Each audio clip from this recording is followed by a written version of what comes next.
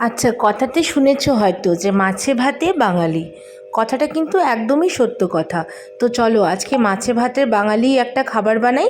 তো আমি প্রিয়াঙ্কা মুখার্জি, আর আমি থাকি উডুপি কর্ণাটকাতে, কিন্তু আমি বিলং করি ওয়েস্ট বেঙ্গল কলকাতা থেকে।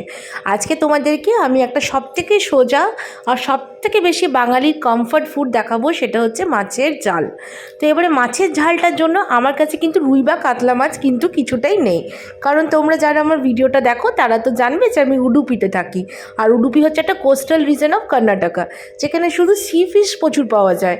আর রিভার ফিশও পাওয়া যায় না তা বলবো না, কিন্তু রিভার ফিশটা যেন তো ফ্রেশ হয় না, যেরকম সি ফিশটা ফ্রেশ থাকে।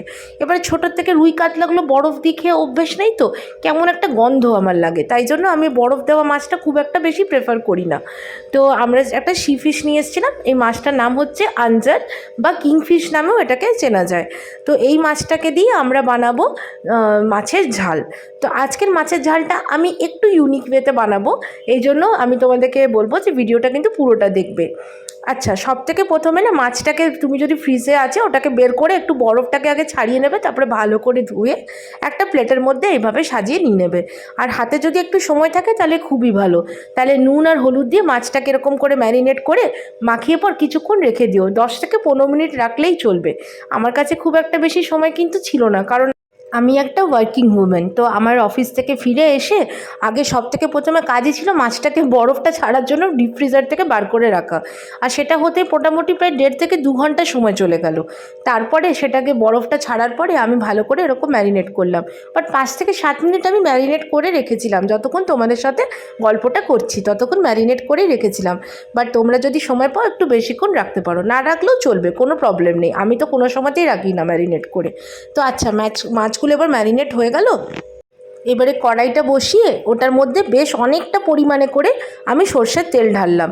সর্ষের তেলটা ইউজ না করলে কিন্তু মাছের ঝালের ওই বাঙালি টেস্টটা আসবে না। এবারে চলো এক একটা করে মাছ ভাজি। এবারে আমি কিন্তু দুবেলার জন্য করছিলাম, 3টে পিস করে 6টা পিস দুজনকার দিয়েছি। তো এবারে দেখো তো, প্রথমে আমার 3টে পিস মাছটা ভাজাটা আমি বসিয়ে দিলাম। কেন জানো তো, আমি একটু ডিপ ফ্রাই খেতে ভালোবাসি। তোমরা কে কে আছো যারা মাছটা একটু কড়া করে ভাজো? অর্ক কিন্তু এত কড়াটা পছন্দ করে না, ও একটু আবার হালকা করে মাছটা ভাজাটা পছন্দ করে। তো তার জন্য আমি ভাবলাম প্রথমে আমার মাছটাকে আগে ভেজে দিই, তেল থেকে উঠিয়ে রাখি, তারপরে অর্কটা ভাজবো। আমার মাছটা এপিট ওপিট করে দুদিকটা ভাজা ভালো করে কড়া কড়া করে হয়ে গেছিলো। তারপরে আমি এটা তেল থেকে উঠিয়ে রেখে দিলাম। এবারে আমি বসিয়ে দিয়েছি অর্কর মাছটা। এবারে ও কিন্তু খুব বেশি ভাজা ভালোবাসে না। তো মিনওয়াইলে আমি একটু রসুন কেটে নিলাম, তার সাথে পেঁয়াজ কটা কুচি করে নিলাম। পেঁয়াজটা একটু ছোটো ছোটো করে কাটো। এই দেখো অর্কর মাছটাও ভাজা হয়ে গেল। এবারে তেলটার মধ্যেই আমি একটু জিরে ফোড়ন দিলাম আর একটু শুকনো লঙ্কা দিলাম। তার সাথে আমি একটু সাদা সর্ষে, কালো সর্ষে আর রসুন 3টাকে পেস্ট করব। এখানে একটা টুইস্ট আছে, অর্কর মা কিন্তু শুধু সর্ষে আর রসুন দিয়ে পেস্টটা বানায়, আমার মা কিন্তু পোস্তটাও দেয়। তো আমি ভাবলাম আজকে অর্কর মা আর আমার মায়েরটা মিক্স করে বানাই, তার মানে পোস্ত সর্ষে রসুন সব দিয়ে পেস্ট বানালাম। আমার মা কিন্তু রসুনটা দেয় না, পোস্ত আর সর্ষেটা দেয়। চলো আমার পেস্টটা কিন্তু হয়ে গেল। কড়াইতে আমি পেঁয়াজ কুচি আর টমেটো কুচি একটু ভালো করে তেলটার মধ্যে ভেজে নিয়েছিলাম। আর যখনই ভাজাটা হয়ে গেল তার মধ্যে আমি একটু এই পেস্টটাকে দিয়ে দিলাম, তার মধ্যে একটু জল দিয়ে দিলাম, আর কিছু না নুন আর হলুদ দিয়ে দিলাম, আর একটু হালকা করে মিষ্টি, টেস্টটা ব্যালেন্স করার জন্য। তারপরে যখনই ওটা ফুটতে লাগালো তার মধ্যে যে আমার ভেজে রাখা মাছগুলো, সেগুলো আমি কড়াইয়ের মধ্যে গরম এই জলটার মধ্যে ছেড়ে দিলাম।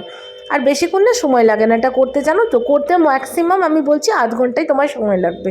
আর তারপরে যখনই রান্নাটা রেডি তার মধ্যে কাঁচা লঙ্কা একটু চিড়ে চিড়ে দিয়ে দিলাম, আর তার উপরে আমি ভালো করে একটু সর্ষের তেল দিলাম। কারণ বাঙালি খাবার তো, সর্ষের তেল আর কাঁচা লঙ্কাটা না দিলে সেই ফ্লেভারটা কিন্তু আসবে না। আর চেষ্টা করো এই রান্নাটা কিন্তু সর্ষের তেলেই করার, অন্য তেল দিয়ে করলে কিন্তু আমি জানি না টেস্টটা কেমন আসবে। তো আশা করছি তোমার এই ছোট ছোট আমার এই ব্লগটা ভালো লেগেছে। আর এই রান্নাটা কিন্তু তোমরা ডেফিনেটলি একবার ট্রাই করো, এটা কিন্তু তোমরা গরম ভাতের সাথে খেলে কিন্তু মনটা পুরো জুড়িয়ে যাবে। তো আমরা কিন্তু এর সাথে আজকে করেছিলাম আলু পোস্ত, কারণ অর্কর আর আমার দুজনকারই আলু পোস্তর সাথে মাছের ঝালটা কিন্তু খেতে খুব বেশি ভালোবাসি। আর এই হচ্ছে আমার ভাতের থালা, তার মধ্যে আলু পোস্তটা আমি ঘি দিয়ে খেতে বেশি ভালোবাসি। অর্ক আবার মাছের ঝালের সাথে আলু পোস্তটা মেখে খায়। তো আলু পোস্তর মধ্যেও আমি একটু কাঁচা লঙ্কা সর্ষের তেল দিয়েছিলাম। তো আলু পোস্ত, গরম গরম মাছের ঝাল আর গরম গরম ভাত ঘি দিয়ে, মনটা পুরো জুড়িয়ে গেল। এর সামনে না বড় বড় 5 স্টারের খাবারও কিন্তু ফেল। লিখে নাও আমার কাছ থেকে এই কথাটা, পরে কিন্তু বলো যে প্রিয়াঙ্কা কিন্তু বলেছিল। চলো আগের ব্লগে এবার দেখা।